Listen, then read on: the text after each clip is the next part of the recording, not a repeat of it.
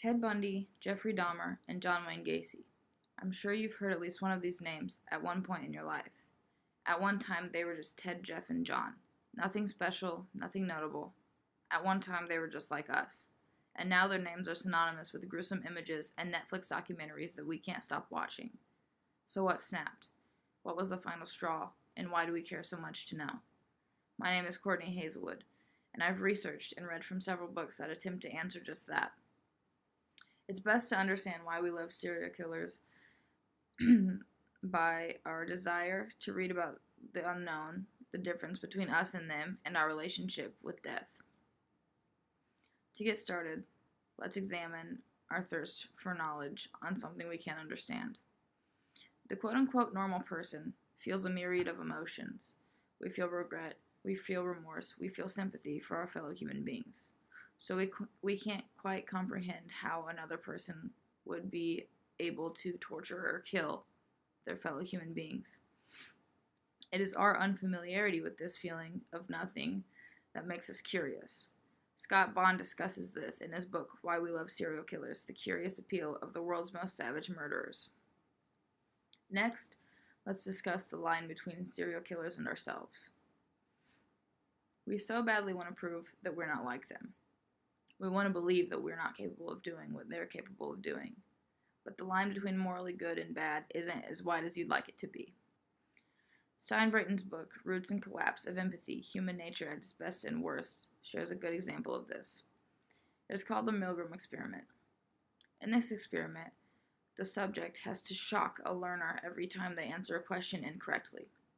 With every incorrect answer, the shock becomes increasingly stronger. By the end of the experiment, more than 60% of the subjects obeyed and delivered what they believed was a lethal shock of 450 volts. Lastly, I'd like to explain our fascination with death. Our society sees death as a taboo subject to talk about. That is why we're so drawn to it. It dredges up emotions, and so we usually avoid it. But after hearing stories about a man that traveled across the map, leaving a wake of victims in his path, we just have to learn more. You see, it's not about just the serial killer, but it's about the victims too. Lawrence R. Samuels' book, Death, American Style, A Cultural History of Dying in America, found that death was more than just sadness. Because it was charged with such strong emotions, it was very impactful on the viewers.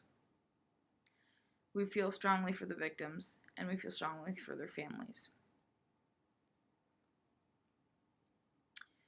In summary, this speech has explored 3 reasons for our interest in serial killers. Those are our desire to learn about the unknown, the difference between us and them, and our relationship with death. Before I go, let me leave you with this statement from David Berkowitz, also known as the son of Sam serial killer.